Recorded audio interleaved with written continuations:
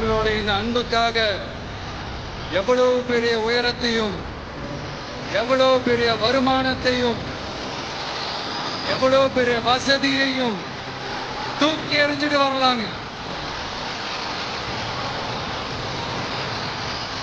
உங்களோட இந்த அன்பை விட, இந்த பாசத்தை விட, உங்களை விட எனக்கு இந்த உலகத்துல வேற எதுவுமே பெருசா தெரியல.